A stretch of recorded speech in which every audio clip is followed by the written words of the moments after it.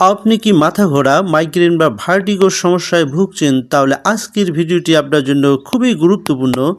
So বন্ধুরা, আজকে আমরা আলোচনা করব নোরিয়াম 10 মিলিগ্রাম ট্যাবলেটটি। এই ট্যাবলেটটি কি, কেন খাওয়া হয় এবং কিভাবে খেতে হয় এবং এর ডোজ কত এবং পার্শ্ব প্রতিক্রিয়া আছে কিনা বিস্তারিত জানাবো আজকের এই ভিডিওতে। তাই ভিডিওটি স্কিপ না করে সম্পূর্ণ ভিডিওটি দেখতে থাকুন এবং যারা এখনও চ্যানেলটি সাবস্ক্রাইব করে দেননি, সো বন্ধুরা মেডিসিনের রিভিউ পেতে চ্যানেলটি সাবস্ক্রাইব করে দিন।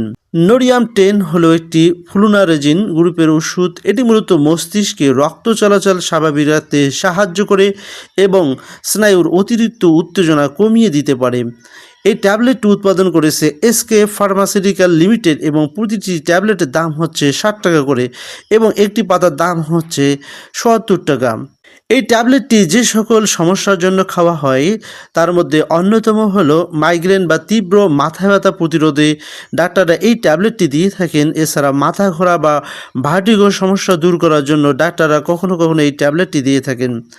এছাড়া ভেস্টিবুলার সমস্যা বা ব্যালেন্স সমস্যা দূর করার জন্য ডাক্তাররা এই ট্যাবলেটটি প্রেসক্রাইব করে থাকেন। এছাড়াও দীর্ঘদিনের মাথা ভার লাগা বা ঝিমঝিম ভাব কমানোর জন্য এই ট্যাবলেটটি ডাক্তাররা প্রেসক্রাইব করে থাকেন। সো বন্ধুরা, এই ট্যাবলেটটি কিভাবে কাজ করে? এই ট্যাবলেটটি অর্থাৎ নোরিয়াম 10 ট্যাবলেটটি আমাদের মস্তিষ্কের ক্যালসিয়াম চ্যানেল ব্লক করে কাজ করে থাকে, ফলে স্নায়ুর চাপ কমে যায় এবং মাথা ঘোরা বা মাইগ্রেনের সমস্যা খুব দ্রুত নিয়ন্ত্রণে আসে। নোরিয়াম 10 ট্যাবলেটটি খাওয়ার নিয়ম: সাধারণত ডাক্তাররা দৈনিক একটি করে ট্যাবলেট রাতে খাওয়ার পরামর্শ দিয়ে থাকেন। সো বন্ধুরা, চলুন জেনে নিই নোরিয়াম 10 মিলিগ্রাম ট্যাবলেটটি কোনো পার্শ্ব প্রতিক্রিয়া আছে কিনা। এই ওষুধ খেলে কিছু সাধারণ পার্শ্ব প্রতিক্রিয়া দেখা যেতে পারে, যেমন ঘুম ভাব, ওজন বেড়ে যাওয়া বা ক্লান্তি। এই সকল সমস্যা দেখা দিতে পারে। যদি সমস্যা গুরুতর মনে হয় তাহলে অবশ্যই ডাক্তারের সাথে যোগাযোগ করে তার সাথে পরামর্শ করে নিতে হবে। সো বন্ধুরা, যাদের ডিপ্রেশন, পার্কিনসন বা দীর্ঘমেয়াদী স্নায়বিক সমস্যা আছে তারা এই ওষুধ খাওয়ার আগে অবশ্যই একজন বিশেষজ্ঞ ডাক্তারের সাথে পরামর্শ করে নেবেন।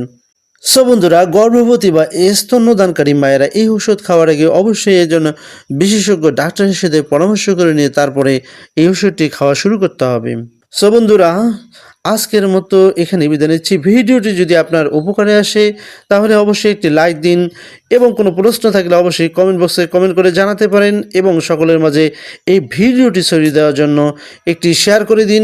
আর এমন গুরুত্বপূর্ণ স্বাস্থ্য তথ্য পেতে, মেডিসিন রিভিউ পেতে আমাদের চ্যানেলটিকে সাবস্ক্রাইব করতে ভুলবেন না। সো আজকের মতো এখানে বিদায় নিচ্ছি। আল্লাহ হাফেজ।